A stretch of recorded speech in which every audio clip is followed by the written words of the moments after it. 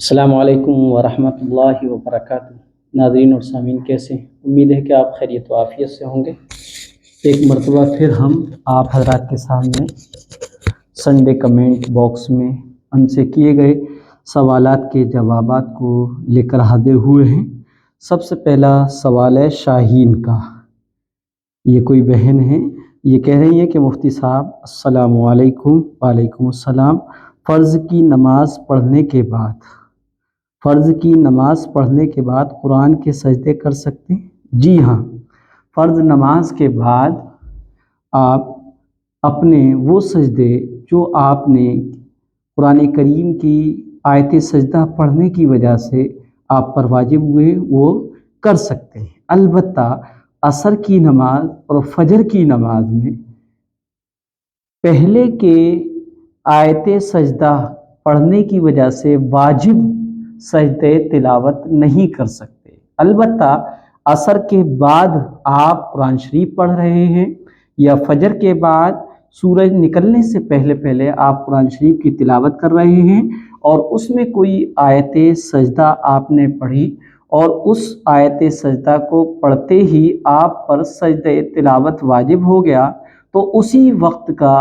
واجب سجدہ تلاوت اس وقت میں کر سکتے ہیں۔ لیکن دوسرے اوقات میں تلاوت کی ہوئی آیت سجدے کے سجدے تلاوت کو فجر اور عصر کی نماز کے بعد ادا نہیں کر سکتے۔ بقیہ نمازوں کے بعد آپ سجدہ تلاوت کو ادا کر سکتے ہیں۔ یہ شگفتہ شاہین ہیں، یہ پوچھ رہی ہیں کہ مفتی صاحب یہ بتائیے کہ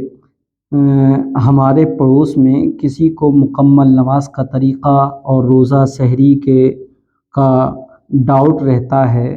خلاصے مسائل سے وہ واقف نہیں ہیں، وہ لوگوں کو جو پوچھنا ہوتا ہے میرے گھر آ کر پوچھ لیتی ہیں، تو اس میں تو کوئی بات نہیں، لیکن کبھی کبھی ہم خود بھی وہاں چلے جاتے ہیں اس ارادے سے کہ نماز صحیح ہو جائے، کبھی جنت کا واقعہ کبھی دوزخ کا واقعہ سنا دیتے ہیں، اور سب سے بڑی بات میرا کہنا وہ لوگ مانتے بھی ہیں۔ مجھے پوچھنا یہ ہے کہ ان کے گھر کے جو مرد حضرات ہیں ان سے فیس کا پردہ نہیں ہو پاتا، ایسے میں کیا کریں، جانا چاہیے یا نہیں چاہیے؟ بہت اچھا سوال ہے۔ بلغوا انی ولو آیہ، دین کی بات آپ تک پہنچی ہے تو آپ اس کو دوسروں تک پہنچائیں، دین کو سیکھیں اور دوسروں کو سکھائیں، لیکن یاد رہے کہ شریعت کے دائرے اور حدود میں رہتے ہوئے دین کا کام کیا جائے تو وہ دین ہے، اور شریعت کے دائرے سے ہٹ کر اور شریعت کے سرکل کو پار کر کے کوئی بھی دین کا کام کیا جائے گا تو اس میں بجائے نفع کے نقصانات ہوں گے اور وہ دین کا کام نہیں کہلائے گا۔ لہٰذا آپ جاتی ہیں تو خواتین میں بیٹھ جایا کریں، مرد حضرات کا سامنا نہ کیا کریں، اور مرد حضرات سے چونکہ آپ کے آس پڑوس کے لوگ محرم نہیں ہیں، وہ اجنبی ہیں اور اجنبی سے چہرے کا پردہ ہے، لہذا آپ کو پردہ کرنا لازمی ہے۔ اس لیے یہ کوئی عذر نہیں ہے کہ آپ ان کو دین کی باتیں سکھلاتی ہیں یا دو جنت کے ترغیب دلاتی ہیں اور دوزخ سے ڈراتی ہیں، ترہیب دلاتی ہیں، اور وہ آپ کی بات بڑے چاہا سے اور بڑے من سے سنتے ہیں، اچھی بات ہے، لیکن آپ ان گھروں کی خواتین کے یہاں چلی جائیں اور ان خواتین کے درمیان میں بیٹھ کر ان کو دین کے روزے کے تراویح کے مسائل کو بتائیں اور یا جنت اور دوزخ کے شوق اور ترغیب اور ترہیب ان کو کرائیں، یہ اچھی بات ہے، لیکن ان گھرانے کے مردوں سے پردہ لازمی ہے اور فیس کا بھی پردہ ہے، لہذا پردے میں رہ کر بات کر لی جائے، بے پردگی کے ساتھ نہ کی جائے، یہ مناسب نہیں ہے۔ اور بہتر یہ ہے کہ جب وہ خود آپ کے پاس آ جاتے ہیں تو ان کو آنے دیا جائے، خود نہ جایا جائے، لیکن آپ خود اگر چلی جاتی ہیں تو کوئی حرج کی بات نہیں، لیکن پردہ بہر صورت لازم ہے۔ جی، یہ شگفتہ شاہین ہیں، ان کا سوال ہے السلام علیکم ورحمۃ اللہ وبرکاتہ۔ مفتی صاحب اس ویڈیو میں جو یہ غیر مسلم کہہ رہے ہیں یہ بات صحیح ہے یا نہیں؟ انہوں نے ایک ویڈیو بھیجی ہے، میں وہ ویڈیو پہلے آپ کو سناتا ہوں، پھر اس کے بعد آپ کو بتاتا ہوں کہ یہ صحیح ہے یا نہیں۔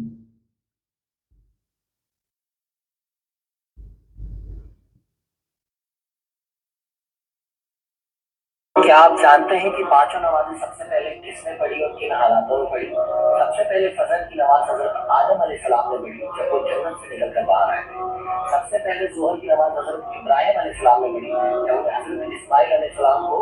ذبح کرنے کا حکم دیا گیا۔ سب سے پہلے عصر کی نماز حضرت یونس علیہ السلام نے پڑھی جب وہ مچھلی کے پیٹ سے نکل کر صحیح سلامت باہر آئے تھے۔ سب سے پہلے مغرب کی نماز حضرت عیسیٰ علیہ السلام نے پڑھی عیسیٰ علیہ السلام۔ سب سے پہلے عشاء کی نماز حضرت موسیٰ علیہ السلام نے پڑھی جب وہ مدین سے آئے۔ بہت ساری انگلی جی، یہ جو اس میں ویڈیو میں کہا ہے وہ غیر مسلم کہہ رہا ہے، تو اسرائیلی روایات ہے۔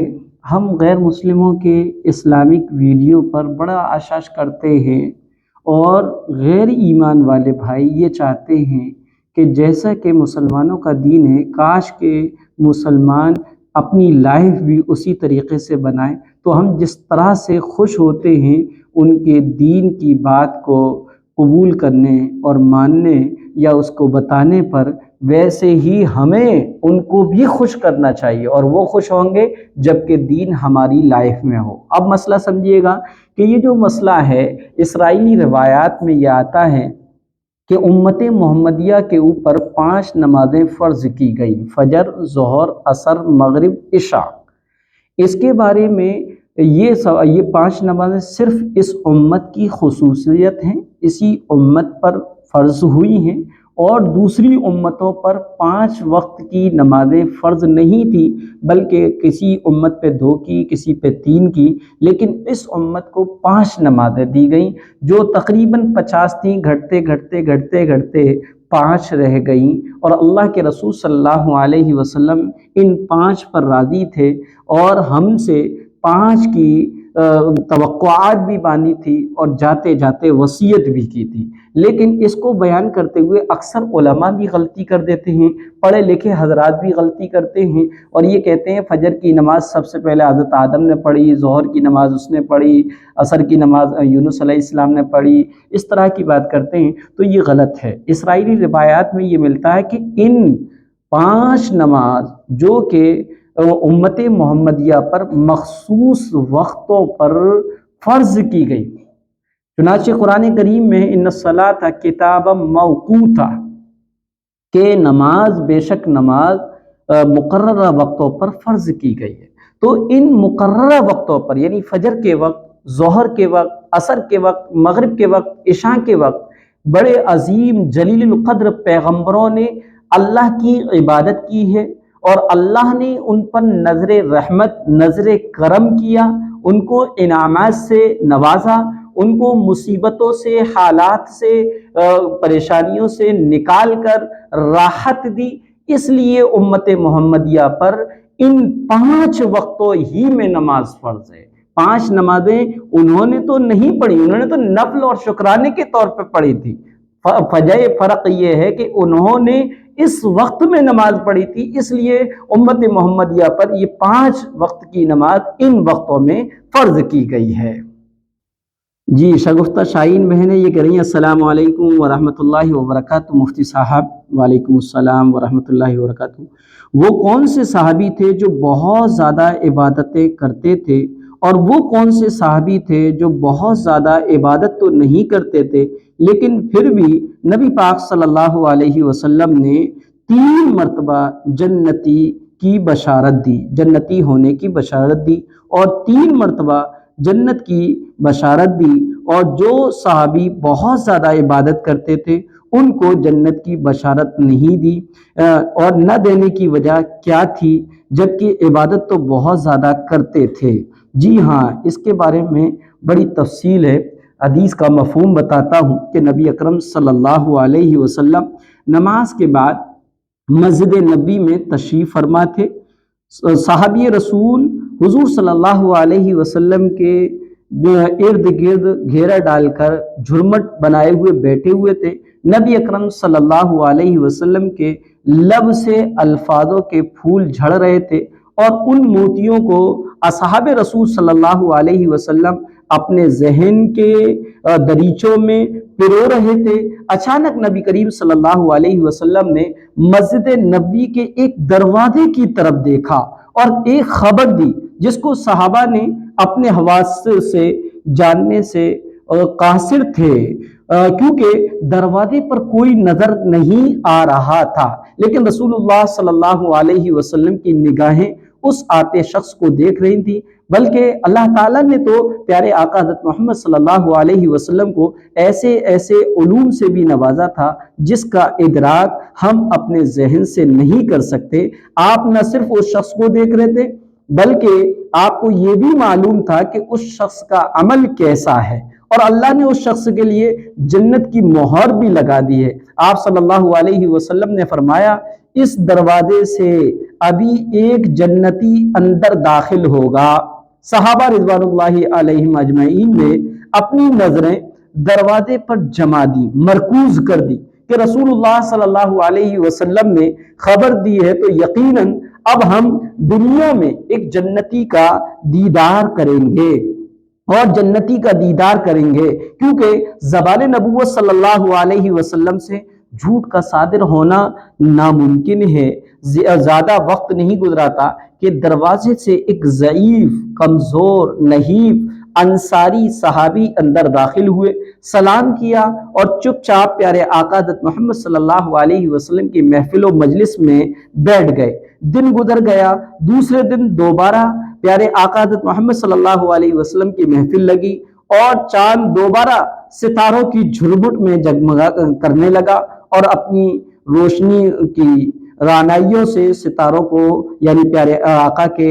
غلاموں کو فیضیاب کرنے لگا۔ آپ نے ایک بار پھر اس دروازے کی طرف دیکھا اور فرمایا، اس دروازے سے ابھی ایک جنتی اندر داخل ہوگا۔ صحابہ رضی اللہ عنہم دوبارہ دروازے پر نظریں جما کر بیٹھ گئے۔ تھوڑی دیر بعد وہی بزرگ صحابی رضی اللہ تعالیٰ عنہ اندر داخل ہوئے، سلام کیا اور چپ چاپ بیٹھ گئے۔ تیسرے دن بھی اللہ کے رسول صلی اللہ علیہ وسلم نے وہی بات فرمائی، اس دروازے سے ابھی ایک جنتی اندر داخل ہوگا، اور اس دن بھی وہی صحابی تیسری بار اندر داخل ہو گئے۔ محفل میں ایک ایسے صحابی بھی موجود تھے جن کی عبادت گزاری انتہا کو چھو رہی تھی۔ وہ رات بھر عبادت کرتے تھے، صبح روزہ رکھتے تھے اور دن میں ایک قرآن مجید ختم کرتے تھے۔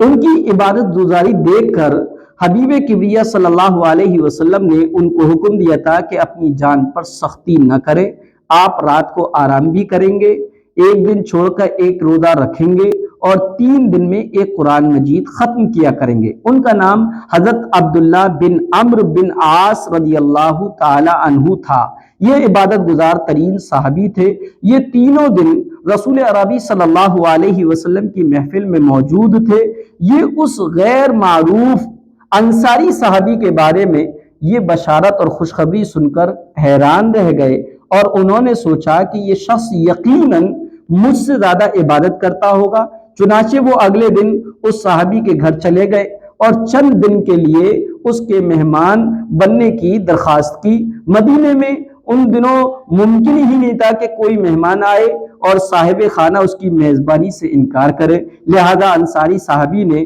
اپنے دروازے ان کے لیے کھول دیے۔ مہمان اور میزبان دونوں رات کا کھانا کھاتے اور دونوں نے رات کا کھانا کھایا، عشاء کی نماز پڑھی اور چارپائیوں پر چلے گئے۔ حضرت عبداللہ بن عمرو رضی اللہ تعالیٰ عنہ چھپ کر بزرگ صحابی کی چارپائی کی طرف دیکھنے لگے۔ ان کا خیال تھا کہ یہ بزرگ ہیں، یہ اٹھیں گے اور عبادت شروع کر دیں گے، مگر بزرگ صحابی نے چادر تانی اور صبح فجر کی نماز تک سوتے رہے۔ حضرت عبداللہ بن عمرو رضی اللہ تعالیٰ عنہ حیران رہ گئے۔ بزرگ صحابی نے فجر کی نماز ادا کی، کھانا کھایا اور کام پر روانہ ہو گئے۔ اگلی رات آئی،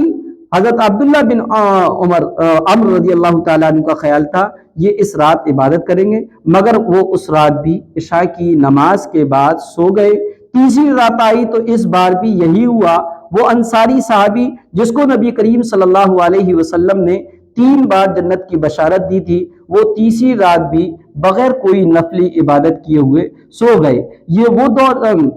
جب وہ سو گئے تو انہوں نے دیکھا کہ حضرت عمرو بن عاص رضی اللہ تعالی عنہ کے پریشان ہوئے، اور انہوں نے چوتھے دن بعد پیارے آقا حضرت محمد صلی اللہ علیہ وسلم کے سامنے کھول دی۔ انہوں نے فرمایا کہ ہمارے نبی کریم صلی اللہ علیہ وسلم نے آپ کے لیے 3 دن مسلسل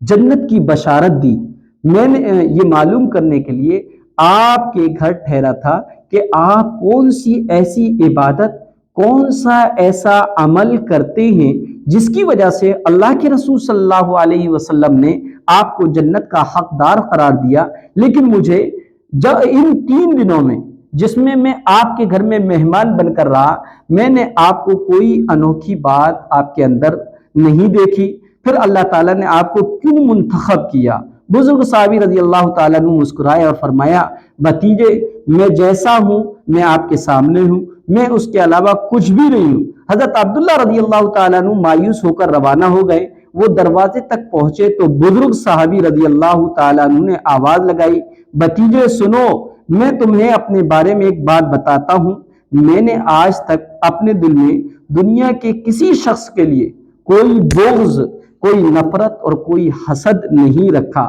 اللہ تعالیٰ جب بھی کسی شخص کو کوئی نعمت عطا کرتا ہے تو میں اس کی نعمت دیکھ کر کبھی دکھی نہیں ہوتا، میں خوش ہوتا ہوں۔ حضرت عبداللہ بن عمرو بن عاص رضی اللہ تعالیٰ عنہ نے یہ سنا تو انہیں سمجھ آ گئی کہ ان کا یہی عمل ہے جو انہیں جنت کا حقدار بنا گیا۔ یہ حدیث مختلف کتابوں میں مختلف الفاظ کے ساتھ ذکر کی گئی ہے۔ ان بزرگ صحابی کا نام ایک حدیث میں حضرت سعد بن ابی وقاص رضی اللہ تعالی عنہ آیا ہے۔ کنز العمال میں یہ حدیث ہے، یہ ہے اصل اسلام، یہ ہے اصل دین۔ آپ اپنے دل کو صاف کر لیں، دل کو ایک ایسی مقدس عبادت گاہ بنا لیں جس میں بغض، کینہ، حسد جیسے شیطانی عمل داخل نہ ہو سکیں، تو آپ جو ہے منزل پا جائیں گے۔ آپ کو کسی کی بات بری لگے تو برداشت کریں، یا آپ اس سے کہہ دے کہ مجھے یہ آپ کی بات درست نہیں لگی، آپ دل میں نہ رکھیں۔ آپ کہہ نہ سکیں تو آپ 2 رکعت نفل نماز ادا کریں اور نماز کے دوران اس شخص کو اللہ کے نام پر معاف کر دیں، بغض ختم ہو جائے گا۔ اب دوست بن کر کسی کو نقصان نہ پہنچائیں۔ آپ منہ پر دوست ہیں لیکن اندر ہی اندر اس شخص کے دشمن ہیں، آپ روز اس کو نقصان پہنچانے کے منصوبے بناتے ہیں، تو آپ کینہ پرور ہیں۔ آپ اپنے دل کو اس کینے سے بھی پاک کر لیں۔ آپ دوست ہیں تو پھر دوست ہی بنیں۔ اگر آپ کسی کے دشمن ہیں تو پھر پوری دنیا کو معلوم ہونا چاہیے کہ آپ فلاں کے دشمن ہیں۔ دوستوں کے بھیس میں دشمنیاں پالنا ظلم ہے، اور اب اگر ایسے انسان ہیں تو پھر آپ کی نمازوں کا، آپ کے روزوں کا کوئی فائدہ نہیں۔ کسی کے خلاف بغض اور کینہ اپنے دل میں نہ بٹھائیں۔ آپ اگر دوسروں کی کامیابیوں پر جلتے ہیں، آپ اگر لوگوں کو ناکام ہوتا، برباد ہوتا اور خراب ہوتا دیکھنا چاہتے ہیں تو آپ حسد جیسی بیماری کے شکار ہیں۔ یہ بیماری آپ کی صحت، آپ کے سکون اور آپ کے ایمان چاروں کو نگل جائے گی۔ آپ جلد سے جلد اپنے دل کو اس خرابی سے بھی پاک کر لیں، آپ مراد پا جائیں گے۔ آپ خواہ زیادہ عبادتیں اور زیادہ ریاضتیں نہ کریں، ہم خود کو صرف فرائض عبادت تک محدود رکھ لیں۔ بس ہم روز سونے سے پہلے اپنا دل صاف کر لیں، ہم جس سے زیادتی کر چکے ہیں ان سے معافی مانگ لیں، اور جس نے ہمارے ساتھ زیادتی کی ہے ہم اللہ کے نام پر اسے معاف کر دیں۔ ہمیں مزید کسی عبادت، کسی وظیفے، کسی ایکسرسائز، کسی سکون اور دواؤں کی اور کسی ڈائٹ اور چارٹ کی ضرورت نہیں ہوگی۔ یہ زہرہ خاتون ہیں اور یہ کہہ رہی ہیں کہ مفتی صاحب میرا سوال ہے کہ بہت سے لوگ عشاء کی نماز 9 رکعت پڑھتے ہیں اور کچھ لوگ 11 رکعت پڑھتے ہیں، تو نماز تو ہو جاتی ہے نا؟ جی ہاں، اگر کوئی عذر ہے، پرابلم ہے، پریشانی ہے، تو آپ عشاء کی 17 رکعتوں میں سے جو واجب ہے، فرض ہے اور سنت مؤکدہ ہے اس کو ادا کر لیں۔ مثلا کسی الجھن میں آپ گھرے ہوئے ہیں، آپ کے پاس وقت نہیں ہے، تو آپ 4 رکعت عشاء کے فرض پڑھیں، پھر اس کے بعد 2 رکعت سنتیں پڑھ لیں جو کہ مؤکدہ ہیں، 4 اور 2 6 ہو گئے، اور پھر 3 وتر پڑھ لیں۔ اس طریقے سے 9 ہو جاتی ہیں۔ اور اگر کوئی 9 کی جگہ 11 پڑھ لیتا ہے تو بھی درست ہے۔ مثلا 4 رکعت فرض، پھر 2 رکعت سنت، پھر اس کے بعد 3 رکعت وتر، پھر 2 رکعت نفل پڑھ لے تب بھی درست ہے، نماز ہو جائے گی۔ لیکن ہمیشہ 9 اور 11 پڑھنے کی عادت بنا لینا اور کبھی بھی 17 رکعتیں نہ پڑھنا، یہ یقیناً غلط ہے، کیونکہ سنت غیر موقدہ اور نفل کو یہ کہہ کر چھوڑتے رہنا کہ یہ تو غیر موقدہ ہے، نفل ہے، اس کو پڑھو تو ثواب، نہ پڑھو تو کوئی گناہ نہیں، یہ ایسا بھوت ہے جو ہمیں ہماری فرض اور واجب اور سنت مؤکدہ جیسی عبادتوں کو بھی کھا جائے گا۔ جو لوگ نفلوں کا اہتمام کرتے ہیں ان کے سنتوں محفوظ رہتی ہیں، اور جو سنتوں کو محفوظ کرتے ہیں ان کے فرض محفوظ رہتے ہیں۔ نماز بہر صورت ہو جائے گی، لیکن اس کی عادت نہیں بننا چاہیے۔ دوسرا سوال ہے ان کا کہ مفتی صاحب مجھے 30واں پارہ یاد ہے، لیکن میں تراویح میں 10 صورتیں ہی پڑھتی ہوں، تو کوئی حرج تو نہیں ہے؟ دیکھیں 20 رکعت تراویح ہے، اس میں 10 صورتیں ڈبل ریپیٹ کر لی جائے تو 20 رکعت تراویح ہو جاتی ہے، درست ہے۔ لیکن جب آپ کو 30واں پارہ یاد ہے تو آپ اپنے 30ویں پارے کو ہی پوری 20 رکعت میں پڑھنے کی کوشش کریں، پھر کیا ہوگا؟ آپ کا پارہ 30واں جو حفظ ہے وہ آپ کو اچھی طریقے سے یاد بھی رہے گا، اور آپ کو تراویح پڑھنے میں لطف آ جائے گا۔ لمبا لمبا قیام جو ہوتا ہے وہ نماز میں خشوع اور خضوع پیدا کرتا ہے، لہذا آپ کے لیے تو بہتر یہی ہے کہ جو آپ کو 30واں پارہ یاد ہے آپ وہ پڑھا کریں، پورا پڑھا کریں یا کبھی آدھا پڑھ لیا کریں۔ یہ 10 صورتیں تو تراویح میں ان کے لیے ہیں جن کو بیچاروں کو 10 ہی صورتیں یاد ہیں، تو وہ 10 صورتیں پڑھ لیں، اور اگر جن کو زیادہ صورتیں یاد ہیں یا بڑی بڑی صورتیں یاد ہیں تو وہ تراویح میں بڑی بڑی صورتیں بھی پڑھ سکتے ہیں۔ مثلا سورہ یاسین آپ کو یاد ہے تو سورہ یاسین کو آپ 8 رکعتوں میں 4 رکعتوں میں پڑھ لیں، سورہ رحمان یاد ہے اس کو پڑھ لیں، سورہ ملک ہے اس کو ہی پڑھ لیں۔ بہرحال یہ ضروری نہیں کہ تراویح میں صرف 10 ہی صورتوں کو جو الم ترا سے سورہ ناس تک ہیں انہی کو پڑھا جائے، دوسری صورت نہ پڑھی جائے یا دوسرے کسی پارے میں سے نہ پڑھا جائے، یہ غلط ہے۔ کہیں سے بھی آپ پڑھ سکتے ہیں، لیکن یہ جو 10 صورتیں بتائی ہیں یہ سہولت کے لیے بتائی ہیں، یہ ان لوگوں کے لیے بتائی ہیں جن کو قرآن کریم کا زیادہ حصہ زبانی یاد نہیں ہوتا ہے۔ جی زہرہ خاتون کا دوسرا سوال ہے، یہ کہہ رہی ہیں السلام علیکم ورحمۃ اللہ وبرکاتہ۔ وعلیکم السلام۔ مفتی صاحب اگر نماز سنت کے مطابق پڑھنا ہو، جیسے فجر اور عشاء میں طوال مفصل، اور ظہر اور عصر میں اوساط مفصل، اور مغرب میں قصار مفصل، تو کیا صرف فرض نماز میں پڑھنا ہے یا پھر سنت، فرض اور نفل میں بھی پڑھنا ہے؟ جی ہاں، فرض نمازوں میں جو قرآن کریم کو پڑھا جائے اس کے پڑھنے کا طریقہ ہے، اور وہ اس طریقے سے کہ فجر اور عشاء میں طوال مفصل کہتے ہیں سورہ حجرات سے لے کر 30ویں، یہ 26ویں پارے میں ہے، سورہ حجرات سے لے کر سورہ بروج 30ویں پارے میں، یہاں تک کہ درمیان کی صورتیں فجر اور عشاء میں پڑھی جائیں تو فجر اور عشاء کے فرض میں پڑھی جائیں تو یہ سنت ہے۔ اسی طرح ظہر اور عصر میں اوساط مفصل یعنی سورہ بروج سے لے کر سورہ لم یکن تک کے درمیان کی صورتیں پڑھی جائیں، فرض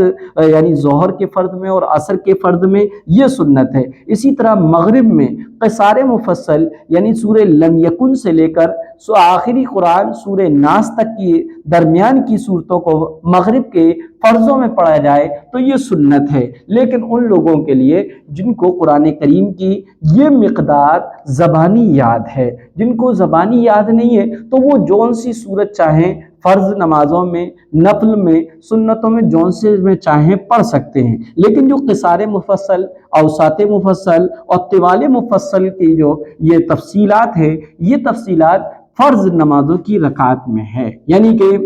فجر کی 2 رکعت فرض، عشاء کی 4 رکعت فرض میں طوال مفصل ہے، عشاء کی اور جو آگے پیچھے کی جو سنتیں ہیں وطر ہیں، اسی طرح فجر سے پہلے کی جو 2 سنتیں ہیں ان میں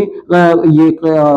طوال مفصل کے اعتبار سے پڑھنا یہ سنت نہیں ہے۔ اور کیوں نہیں ہے؟ اس لیے کہ اللہ کے رسول صلی اللہ علیہ وسلم فجر کی 2 رکعت سنت موقدہ میں عموماً سورہ کافرون اور سورہ اخلاص پڑھتے تھے۔ اسی طریقے سے وطر میں آپ سورہ اعلیٰ پہلی رکعت میں یعنی سبح اسم ربک الاعلیٰ، دوسرے میں سورہ کافرون اور تیسری میں سورہ اخلاص پڑھا کرتے تھے۔ تو خلاصہ کلام یہ ہے کہ یہ طوال مفصل، اوسط مفصل اور قصار مفصل یہ فرض رکعتوں میں ہیں۔ فرض نماز کے آگے پیچھے کی سنتوں اور نفل نمازوں کے لیے یہ حکم نہیں ہے۔ جی یہ کنزا خان ہے، یہ کہہ رہی ہیں السلام علیکم مفتی صاحب۔ وعلیکم السلام۔ اگر عورتیں باہر دوا لینے گئیں اور پھر اسی دن واپس آ گئیں تو کیا نماز قصر ہوگی یا پوری نماز ہوگی؟ ہاں، اگر دیکھیے یہ سفر سے متعلق مسئلہ ہے۔ اگر آپ اپنے شہر سے اتنی دور اسپتال ہے یا ڈاکٹر ہے آپ کا جس سے آپ علاج کرا رہے ہیں جو 80 کلومیٹر دور ہے،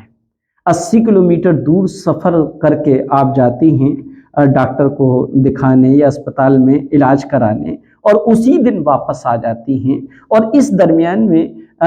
دوران سفر کوئی نماز کا وقت نہیں ہوتا ہے، تو ایسی صورت میں آپ پر نماز میں قصر نہیں ہے، بلکہ آپ یہاں سے فجر کے بعد نکلیں اور وہاں پہنچنے کے بعد 2-2.5 گھنٹے میں وہاں یا 3 گھنٹے میں پہنچ گئیں اور پھر وہاں سے واپس ہوئے ظہر سے پہلے آپ اپنے گھر پہ آ جاتی ہیں، تو ایسی صورت میں قصر نماز نہیں ہے۔ لیکن اگر آپ ایسے وقت میں نکلیں کہ دوران سفر اپنے شہر سے نکلنے کے بعد کوئی ایک نماز کا وقت ہو گیا اور آپ کو نماز پڑھنی ہے، تو ایسی صورت میں آپ کو قصر ہی کرنا ہوگا۔ اگر وہ نماز نہیں پڑھی اور آپ اپنے گھر پہ لوٹ آئیں اور وہ اس نماز کا ابھی وقت باقی تھا، تو ایسی صورت میں گھر پر آ کر اس نماز کو پورا کرنا ہے، قصر واجب نہیں ہوگا۔ جی کنزا خان ہے، انہی کا دوسرا سوال ہے السلام علیکم مفتی صاحب، میری کوئی نہ کوئی بیماری لگی رہتی ہے، شفا کے لیے دعا بتائیے۔ بہت اچھی بات ہے۔ دیکھیے کوئی نہ کوئی بیماری لگی رہتی ہے، بیماری پہ صبر کرنا چاہیے کیونکہ اس سے گناہ دھلتے ہیں، اللہ کا قرب حاصل ہوتا ہے، لہذا صبر کے ساتھ اللہ سے مانگنا چاہیے۔ اور کوئی نہ کوئی بیماری لگے تو اس سے بہتر یہ ہے کہ آپ جتنا پیسہ دوا میں اور علاج میں خرچ کر رہے ہیں اس سے کہیں زیادہ آپ صدقہ دیا کریں، کیونکہ صدقے سے بیماریاں ٹلتی ہیں، آفتیں دور ہوتی ہیں، بلائیں مصیبتیں انسان سے پیچھا چھوڑ دیتی ہیں۔ دوسرا یہ ہے کہ آپ جو دوا لے رہے ہیں اس دوا کو 7 مرتبہ الحمد شریف پڑھ کر پانی پر دم کر لیں اور اس دوا کو اسی پانی سے کھائیں، اور ہو سکے تو قرآن کریم میں موجود 6 آیات شفا کے نام سے ہیں جو 5 سورہ 16 سورہ 26 سورہ میں بھی موجود ہیں۔ آیات شفا کو ایک پرچے پہ لکھ لیا جائے اور اس پرچے کو پانی میں ڈال دیا جائے اور اسی پانی سے دوا لی جائے، انشاءاللہ آپ بیماریوں سے چھٹکارا پا جائیں گی، صحت یاب ہو جائیں گی، شفا مل جائے گی، اور اللہ ہی شافی ہے، اسی کے حکم سے شفا ملتی ہے۔ یہ احمد چودھری ہیں، یہ کہنا ہے السلام علیکم مفتی صاحب، یہ تعویذ ہمارے گھر میں ملا ہے ایک بڑے کپڑے کے ٹکڑے میں، بٹ یہ ہے کہ گھر میں کوئی بھی تعویذ نہیں پہنتا ہے نہ ہی بنواتا ہے، اور بات یہ ہے کہ اس طرح کے تعویذ کیسے آئے، کس مقصد کے لیے آئے؟ ان کا یہ تعویذ نکلا ہے، اور یہ آپ دیکھیے گا یہ تعویذ جو ہے ان کے گھر میں نکلا ہوگا اور اس کو آپ نے دیکھ لیا، تو یہ تعویذ کی عبارت جو اس میں ہے اور جو عدد اس میں لکھے ہوئے ہیں وہ کیا ہے، میں آپ کو پڑھ کے بتاتا ہوں۔ بسم اللہ الرحمن الرحیم، اذا السماء انشقت واذنت لربها وحقت واذا الارض مدت والقت ما فيها وتخلت واذنت لربها وحقت۔ یہ قرآن کریم کے 30ویں پارے کی سورت کی 5 آیتیں ہیں، اور یہ جو ہے نقش جو ہے یقیناً ولادت کے وقت ولادت میں آسانی کے لیے دیا جاتا ہے، اور جس عورت کے بچہ ہونے کے قریب ہوتا ہے اس کی ران میں اس کی جانگ پر یہ باندھا جاتا ہے تاکہ ولادت کا عمل آسانی سے ہو جائے۔ جب ولادت ہو جاتی ہے تو اس تعویذ کو کھول دیا جاتا ہے۔ لہٰذا یہ وہی تعویذ ہے، کسی نے تعویذ لیا اور لینے کے بعد اس کے استعمال ہو گیا یا اس سے کام نکل گیا، تو ایسی صورت میں اس تعویذ کو کہیں نہ کہیں ہم گھر میں رکھ دیتے ہیں، اور پھر کسی موقع پر صفائی کے وقت وہ تعویذ ملتا ہے تو ہم ڈر جاتے ہیں، ہائے یہ تعویذ کس کا ہے، کس نے کرایا۔ نگیٹو اتنا یہ سوچ ہماری بنی ہوئی ہے، ہم ہر کام کو نگیٹو لیتے، پوزیٹیو لیتے ہی نہیں ہیں۔ تو آپ مطمئن رہیے، یہ نقش جو ہے کوئی برا نہیں ہے، یہ ولادت کے وقت کا ہے، اس کو آپ دفنا دیں یا کہیں پر مسجد وغیرہ میں رکھوا دیں، کوئی حرج کی بات نہیں ہے، اس سے کوئی نقصان نہیں ہوگا۔ اور تعویذ جو ہے جو بھی ہوتے ہیں اپنے یقین کو مضبوط کر لیجئے گا، اللہ کے حکم کے بغیر کوئی چیز نافع یا مضر نہیں ہو سکتی ہے۔ جی السلام علیکم، یہ بنت آدم ہے ساؤتھ افریقہ سے، یہ کہہ رہی ہیں السلام علیکم۔ وعلیکم السلام ورحمۃ اللہ وبرکاتہ۔ جی بہن، پوچھنا یہ ہے کہ ہمارے یہاں سحری اینڈ ہو رہی ہے 4:46 AM پر اور افطاری 6:03 PM کو۔ میں نے غسل کیا 11:35 کو کر لیا، تو میرا آج کا روزہ ہو جائے گا یا نہیں اگر پھر سے حیض نہ آیا؟ اگر پھر سے حیض نہیں آیا اور سحری کے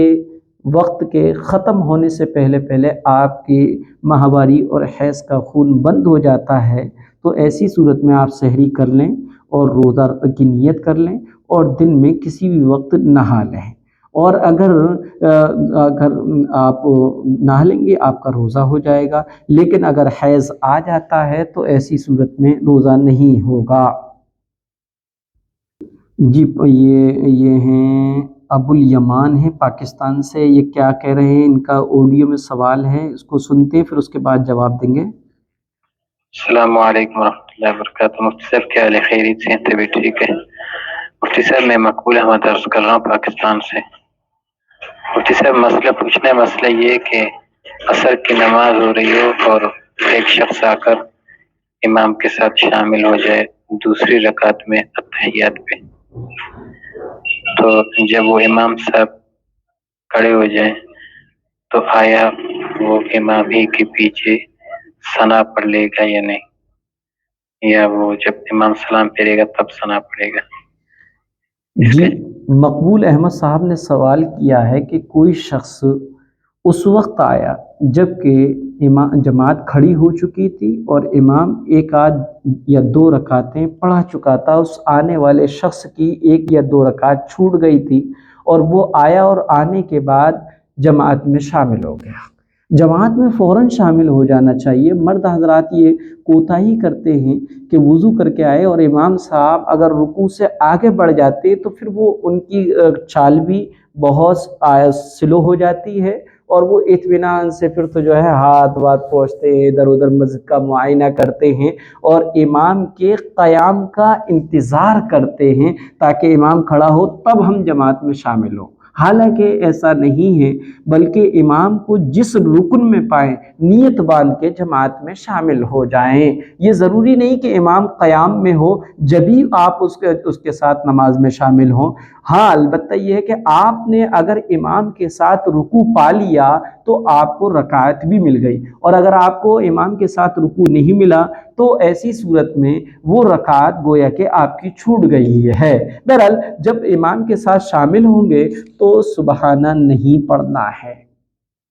اور جب امام سلام پھیرے اور اپنی چھوٹی ہوئی بقیہ نماز پورا کرنے کے لیے وہ بندہ کھڑا ہوگا تو پہلے سبحانہ پڑھے گا، پھر تعوذ پڑھے گا یعنی اعوذ باللہ من الشیطان الرجیم، پھر تسمیہ بسم اللہ الرحمن الرحیم پڑھے گا، پھر الحمد شریف پڑھے گا، پھر کوئی سورت پڑھے گا۔ اس طریقے سے ایک رکعت مکمل ہو جائے گی۔ پھر دوسری رکعت اگر چھوٹی ہے تو دوسری رکعت میں الحمد شریف اور کوئی سورت پڑھی جائے گی۔ بہرحال ثنا یعنی سبحانہ کا پڑھنا نماز میں سنت ہے، لیکن جب امام کے ساتھ شروع میں شامل ہو رہے ہیں اور امام سے جہری نماز یعنی با آواز بلند پڑھی جانے والی نماز میں ہے، فجر میں ہے، عشاء میں ہے، مغرب میں ہے، تو ہمیں اس کے ساتھ ساتھ شامل ہو کر سبحانہ پڑھنا ہے۔ اگر ہم نے سبحانہ نہیں پڑھی یا ہم تاخیر سے آئے اور امام قرأت جو ہے شروع کر چکا ہے تو ایسی کنڈیشن میں سبحانہ نہ پڑھے، کیونکہ مسئلہ یہ ہے وَإِذَا قُرِئَ الْقُرْآنُ فَاسْتَمِعُوا لَهُ وَأَنصِتُوا لَعَلَّكُمْ تُرْحَمُونَ، جب قرآن کریم پڑھا جائے تو خاموش رہو، غور سے سنو۔ اب سبحانہ نہیں پڑھنا کیونکہ امام جہری نماز میں تلاوت کر رہا ہے، قرآن پڑھ رہا ہے، قرآن پڑھا جا رہا ہے، اس لیے خاموش بھی رہنا ہے، غور سے سننا بھی ہے، ثنا چھوٹ گئے تو چھوٹ جائے۔ بہرحال اور اگر کیا ہے نماز سری تھی یعنی ظہر اور عصر تھی تو ایسی صورت میں اندازہ یہ لگائیں گے کہ ہم نماز میں اتنی دیر کے بعد آئیں کہ شاید ثنا امام نے پڑھ لی ہوگی، اب وہ قرأت کر رہا ہوگا، سنائی تو دے گی نہیں کیونکہ اس میں آہستہ پڑھا جاتا ہے، لہٰذا ایک اندازے کے مطابق ہم جماعت میں شامل ہو جائیں گے اور سبحانہ نہیں پڑھیں گے۔ یہ مفتی طاہر صاحب ہیں، یہ سوال کر رہے ہیں السلام علیکم ورحمۃ اللہ وبرکاتہ۔ وعلیکم السلام ورحمۃ اللہ وبرکاتہ۔ حضرت ایک مسئلہ ہے، جی معلوم کیجئے کیا مسئلہ ہے؟ ان کا آڈیو میں ہے، اس کو سنتے ہیں پھر اس کے بعد جواب دیں گے۔ کیا کرنا ہے؟ حضرت مسئلہ یہ ہے کہ ایک آدمی نے اپنی یہ بھی موبائل اپنا وہ دکھا رہا ہے۔ ایک آدمی نے اپنی سونے کی چیز کسی دوسرے آدمی کے پاس رکھی تھی،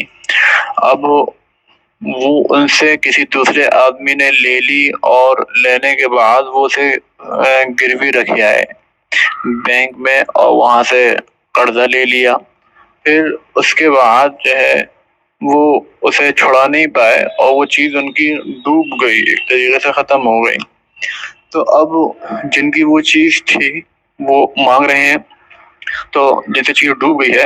تو انہوں نے کہا کہ اب تو چیز نہیں ہے، لیکن جس وقت انہوں نے دی تھی وہ چیز تھی اس وقت 10-12 ہزار کی، اور جس وقت انہوں نے مطالبہ کیا اس وقت تھی وہ 40 ہزار کی۔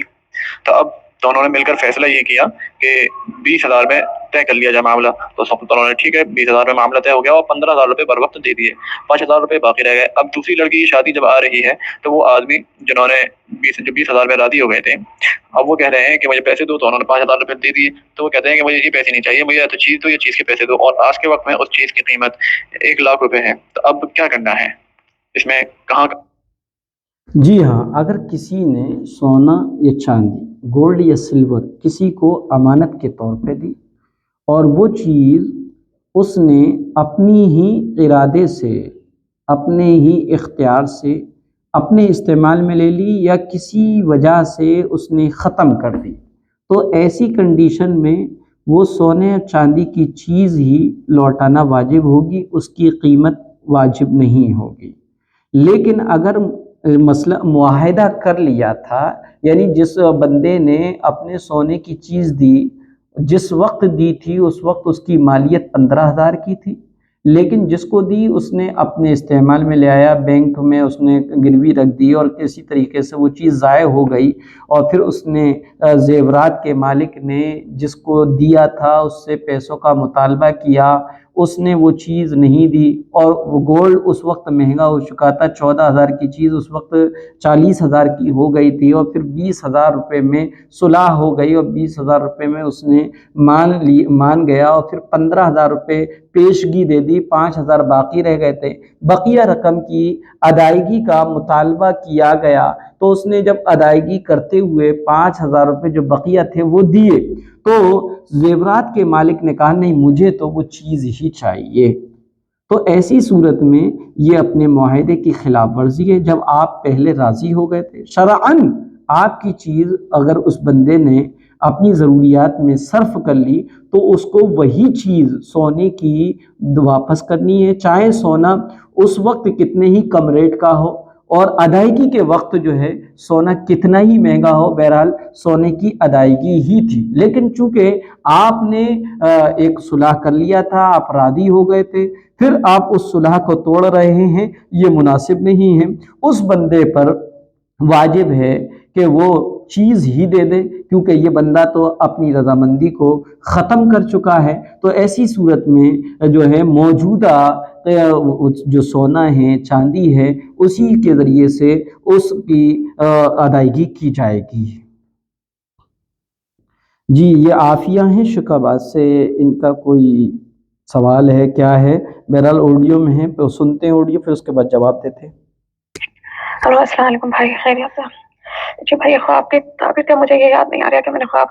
سحرے سے پہلے دیکھا ہے کہ سحرے کے بعد دیکھا ہے، اللہ عالم۔ لیکن مجھے خواب یہ دکھا کہ ایک ہاتھی ہے کالے رنگ کا، اس کے پیروں کے نیچے میں دبی ہوئی ہوں اور میں بہت کوشش کر رہی ہوں چھڑانے کی، لیکن اپنے آپ کو چھڑا نہیں پا رہی۔ پھر بہت دیر بعد اللہ کا شکر ہے کہ میں اس ہاتھی کے نیچے سے نکل آئی ہوں۔ یہ خواب دکھا، ٹھیک ہے بھائی؟ ویسے تو میں بھی اپنے گھر پر ہی ہوں اور الحمدللہ کھانے پینے کی کوئی کمی نہیں ہے، میں بہت کھا پی رہی ہوں، لیکن پتہ نہیں کیوں آج صبح سے نا پیٹ میں درد ہونے لگا۔ اب میرے کو وہم والی بات کہہ لیجیے، کچھ بھی وجہ عالم،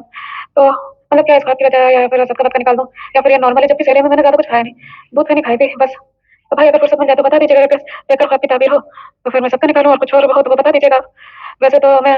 منزل پر کر دم کر رہی ہوں پانی پر، وہ پیتی ہوں، اور ہاتھ پر میں نے کلونجی پر آیت الکرسی پڑھ کر باندھی ہوئی ہے، کیونکہ مجھے ہائی ہوس بہت جلدی لگتی ہے بھائی، اس لیے میں نے یہ باندھ دیا ہے، اور میں کبھی کبھی پڑھ لیتی ہوں، کبھی میں نے پڑھا تھا یہ ہے تو۔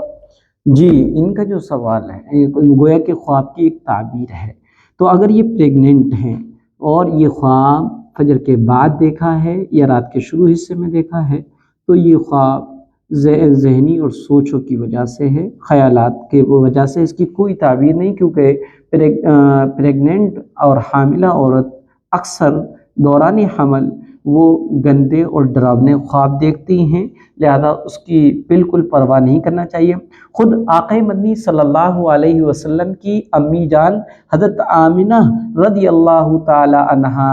جب پیارے آقا آپ کے پیٹ میں تھے تو کچھ خواب ایسے نظر آتے تھے جس کی وجہ سے حضرت آمنہ رضی اللہ تعالی عنہا بے چین اور پریشان ہو گئیں، اور اپنی اس بے چینی اور پریشانی کا سبب اپنی سہیلی اور ہمجولیوں سے بیان کیا، اور ان کی ہمجولی اور سہیلیوں نے اس زمانے کے اس جگہ کے رواج کے مطابق ان کے گلے میں ایک لوہے کا کڑا ڈال دیا، اور یہ مان کر کے جس کے گلے میں وہ لوہے کا کڑا ہوتا تھا اس کو ڈراونے خواب نظر نہیں آتے تھے، تو حضرت آمنہ رضی اللہ تعالیٰ عنہ نے اپنے گلے میں وہ لوہے کا کڑا ڈال لیا اور وہ سو گئیں۔ اللہ کے جلیل القدر پیغمبر حضرت ابراہیم علیہ السلام خواب میں آئے اور گلے میں پڑے ہوئے اس لوہے کے کڑے کی طرف اشارہ کیا، جس کی وجہ سے گلے میں پڑا ہوا لوہے کا کڑا ٹوٹ کر دور جا گر پڑا، اور حضرت ابراہیم علیہ السلام نے کہا تمہارے بطن میں، تمہارے پیٹ میں ایسا مبارک بچہ ہے جو ان سب توہم پرستی کو ختم کرنے کے لیے آیا ہے۔ بہرحال اس واقعے سے یہی پتہ لگا کہ دوران حمل ہم بہت سارے ایسے ڈراونے خواب دیکھتے ہیں، ان کی طرف توجہ نہیں دینا چاہیے، بلکہ لا حول ولا قوت الا باللہ پڑھ کر دوسری طرف کروٹ لے کر سو جانا چاہیے۔ لیکن اگر یہ خواب انہوں نے فجر سے پہلے دیکھے ہیں، جو کہ عین ان خوابوں کا وقت ہوتا ہے جو اللہ کی طرف سے بشارت ہوتے ہیں، من جانب اللہ ہوتے ہیں، لہذا ہاتھی کو خواب میں دیکھنا کہ ہم اس کے پاؤں کے نیچے دبے ہوئے ہیں اور بالکل دم نکل رہی ہے اور پھر کسی طریقے سے جھٹ پٹا کے ہم نکل آ گئے اور سیف ہو گئے، تو اس خواب کی تعبیر یہ ہے کہ آپ کا کوئی عزیز قریب حاسد ہے، جیلس ہے اور آپ سے زیادہ طاقتور ہے، لیکن وہ آپ کو نقصان نہیں پہنچا پائے گا، آپ اس کے شر سے محفوظ ہو جائیں گی، اللہ آپ کو اس کے اور آپ کے حاسد کے شر سے آپ کو محفوظ فرمائے گا۔ لیکن اس خواب کو دیکھنے کے بعد آپ پر لازمی ہے کہ آپ حاسدوں کے شر سے اور دشمنوں کے فتنے سے اللہ کی پناہ مانگیں اور کچھ نہ کچھ صدقہ دے دیں۔ جی یہ ہیں ایک بہن ہیں، وہ سوال کر رہی ہیں السلام علیکم ورحمۃ اللہ وبرکاتہ، مفتی صاحب وضو کے وقت اس میں کس طرح پانی پہنچائے؟ یہ ان کا پٹی کا ہاتھ ہے، جو ہے ان کے ہاتھ میں ڈرپ لگی ہے، انٹر کیئر لگی ہے اور پٹی بندھی ہوئی ہے، یہ پوچھ رہی ہیں کہ اس پر وضو کس طریقے سے کیا جائے۔ تو انٹر کیئر لگی ہو اور اس پہ پٹی بندھی ہو، یا زخم پر پٹی ہو یا پلاسٹر ہو، تو عموماً پٹی یا انٹر کیئر یا پلستر زخم کی جگہ کے علاوہ ارد گرد جگہوں پر جہاں پر زخم نہیں ہوتا وہاں بھی یہ پٹی لپٹی ہوئی ہوتی ہے، تو ایسی صورت میں وضو کرتے ہوئے پوری پٹی پر مسح کر لیا جائے، کافی ہے اور وضو ہو جائے گا۔ پٹی کو کھولنا یہ مشقت آمیز عمل ہے، انٹرکیٹ ڈھیلی ہو جائے گی، تکلیف ہو سکتی ہے، تو ایسی صورت میں پوری پٹی کو نہ کھولیے بلکہ جو ہے اس پوری پٹی پر گیلا ہاتھ پھیر کر مسح کر لیجئے، آپ کا وضو ہو جائے گا۔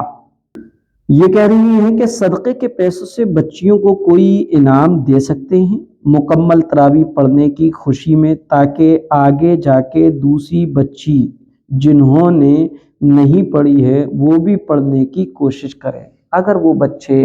جو آپ کے پاس پڑھ رہے ہیں اور ماشاءاللہ سے وہ تراویح بھی پڑھ رہے ہیں، روزہ بھی رکھ رہے ہیں، نفل عبادات بھی کر رہے ہیں، آپ ان کو ترغیب دلا رہے ہیں، شوق دلا رہے ہیں، اور بچوں کے درمیان میں شوق بھی ہے، ترغیب بھی ہے، تو ان کو کچھ نہ کچھ انعام دینا چاہیے۔ اگر آپ انعام ان کو صدقے کے پیسوں سے دینا چاہتی ہیں تو اگر وہ بچے مستحق صدقہ ہیں، یعنی غریب ہیں، بے سہارا ہیں اور محتاج ہیں، بالغ ہیں تو کیسے بھی ہوں، نابالغ ہیں تو ان کے والدین اگر غربت والے ہیں، مفلس ہیں، تو ان کو صدقے کے پیسوں سے تراویح کے پڑھنے پر انعام دیا جا سکتا ہے۔ لیکن اگر وہ بچے خوشحال ہیں، مالداروں کے بچے ہیں، تو ایسی صورت میں صدقے واجبہ کے پیسوں سے انعام کی شکل میں کوئی چیز ان کو نہیں دے سکتے، کیونکہ صدقۃ الفطر اور واجب صدقہ جو ہے مستحق کو، فقراء، مسکین، محتاج ہی کو دیا جائے گا، مالداروں کو دینے سے وہ ادا نہیں ہوتا ہے۔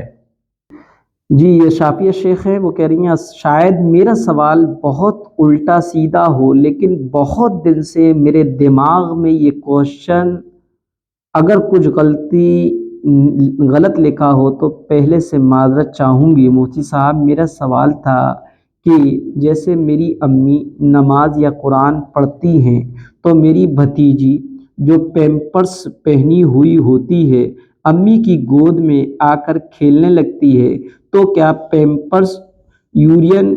اور پوٹی وغیرہ بچی نے کی ہو تو اس سے امی پاک ہوں گی یا ناپاک ہوں گی؟ پلیز بتائیے۔ بہت اچھا، آج بچوں کو پیمپرس باندھ دیتے ہیں، ان کو ہگیز پہنا دیتے ہیں، اور پیمپرس اور ہگیز ایسے ہوتے ہیں کہ بچہ یورین کرے یا پوٹی کرے تو وہ اس ہگیز میں جذب ہو جاتا ہے، باہر اس کے اثر نہیں آتا، نہ یورین کا اثر آتا ہے نہ پوٹی کا اثر آتا ہے۔ اور وہ پیمپرس پہنا ہوا بچہ جس میں اس نے پوٹی کی ہوئی ہے، پیشاب کیا ہوا ہے، وہ کسی کی گود میں آ کر بیٹھ جائے یا اس کو گود میں لے کر ہم کھلانے لگیں، اور ایسی صورت میں پیمپرس سے پیشاب پخانہ نکل کر ہمارے کپڑوں پر بھی نہ لگے، کوئی داغ دھبا بھی نہ ہو، تو ایسی صورت میں ہم ناپاک نہیں ہوں گے۔ آپ کی بھتیجی پیمپرس